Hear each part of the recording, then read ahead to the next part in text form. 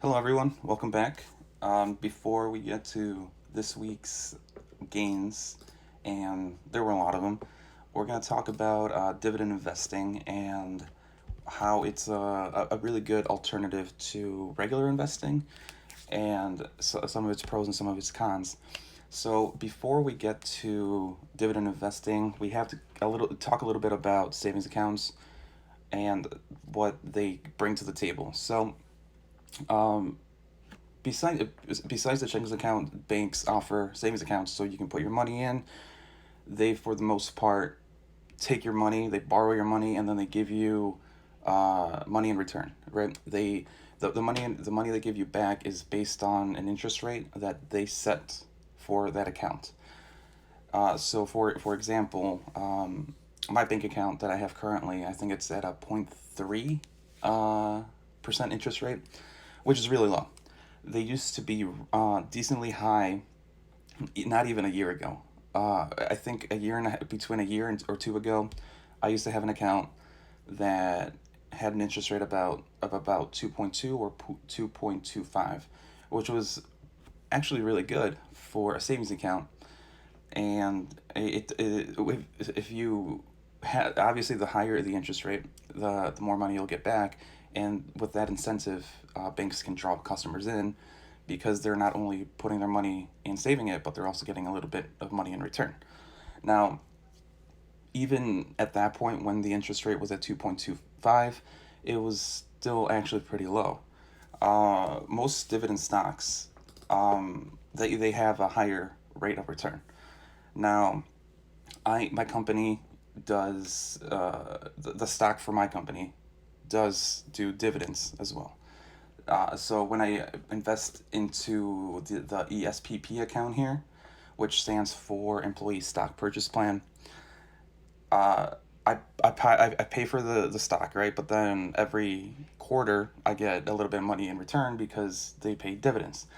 So what exactly are dividends? They're a form of money incentive that a company can give you every quarter or every month or every year, so you can keep that stock for longer, right?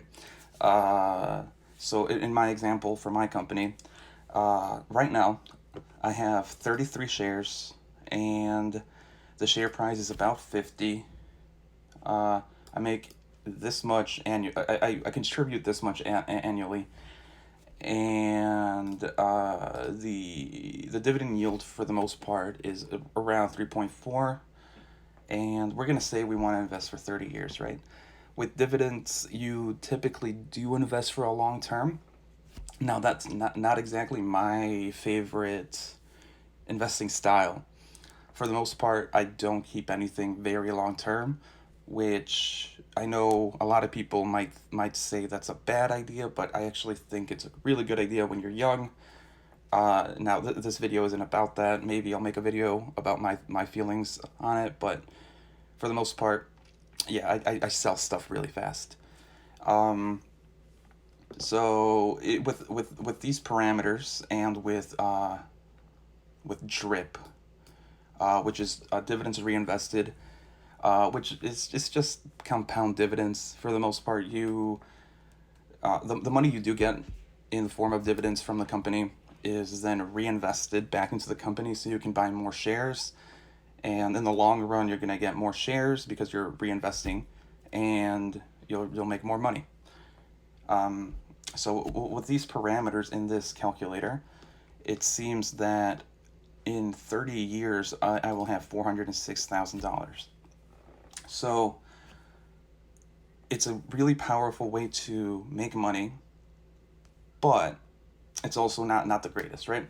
So with that, let's talk about a little bit of pros and a little bit of cons.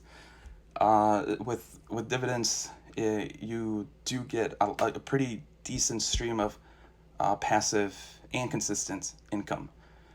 You know exactly what you're going to be getting, and for the most part, the dividends don't decrease; they tend to increase as time goes by for a company.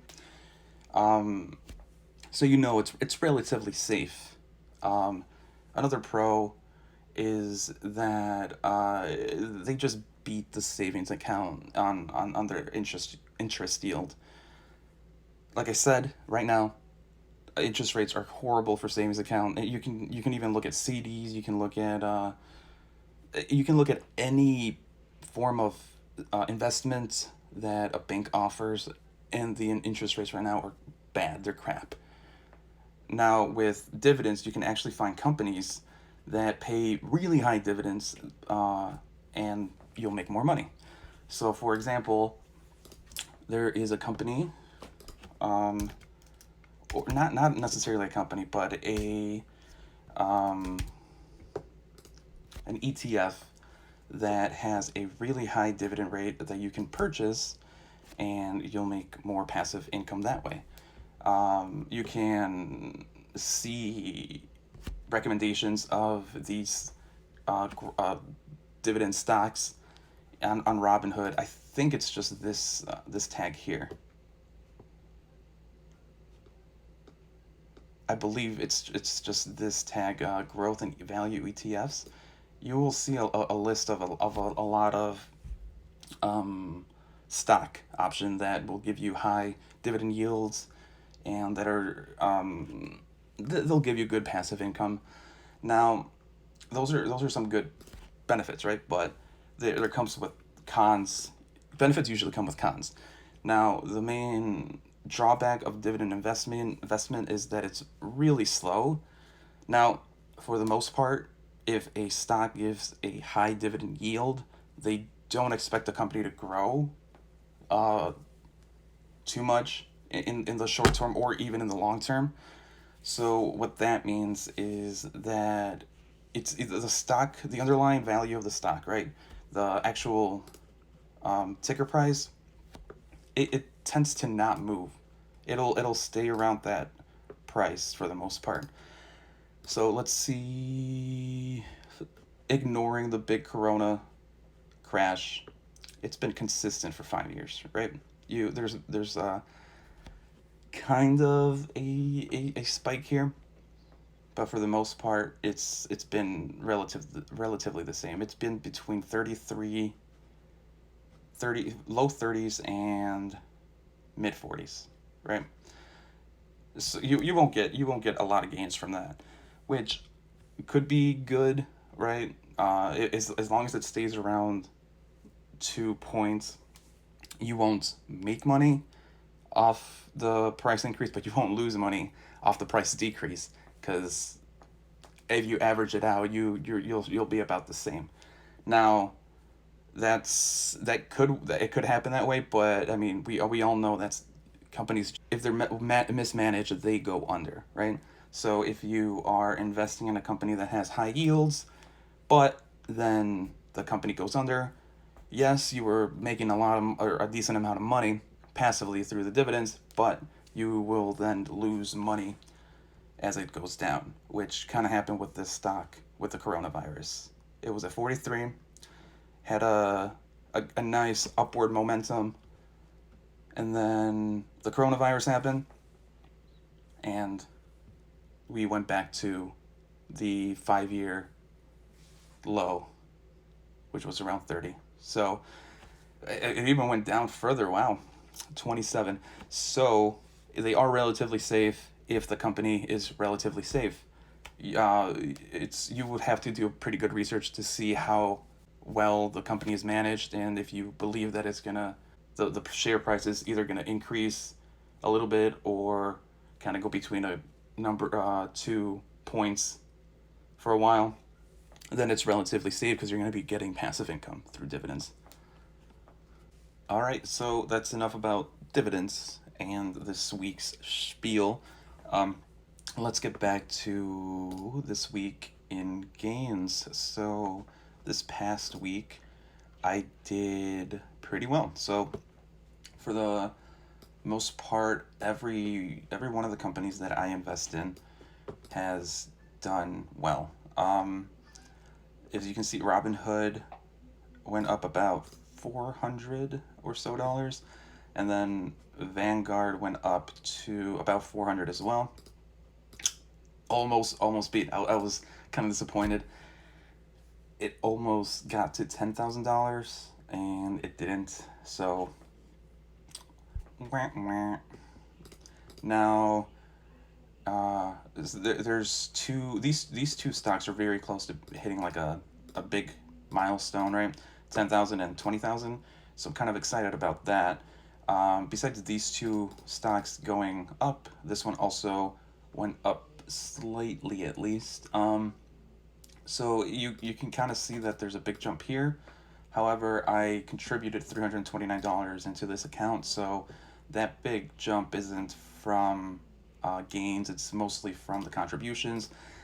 So, I mean, I didn't really make a lot of money in that account. Now, I lost quite a bit of money. I lost about $200 in this account, which isn't good, but for the most part, this account goes, it fluctuates. I have all my shares in this account are for my company, and if it just goes down a lot, since I had it's nothing but that company, it goes down, and if it goes up a lot, it goes up a lot. It's just gonna oscillate between 2 points, probably between 1,500 and like 1,800. So I just kind of expected it. Also, I kind of want it to go down because the cheaper the stock is when my quarterly investments or my quarterly buying of the company stock happens. Execution, stock purchase execution. When it occurs, I want it to be as low as possible so I can afford more stock. And yeah, I just hope it stays down while I'm employed there, and then it goes up when I don't work there, is essentially what I'm saying. Now, weekly gains are pretty good. They almost beat my record gains, which would have happened definitely if this account didn't kind of screw it up. But what are you gonna do? Um, yeah. Besides that, we have a good weekly gain. It increased. I believe before it was around 240, which I mean obviously it's gonna increase the more the more I make in my weekly gains, right? Because it's just the average of this column. But yeah, it's always nice to see I'm beating my target by quite a bit now, and yeah, that's always you always want to see that. You never want to uh, either lose money. You never want to see this negative, definitely, but you never, or at least for me, I don't want to see it be below 134 because then I'm not going to meet my target by the end of the year. That is about it though, so I'm going to close it at that. See ya.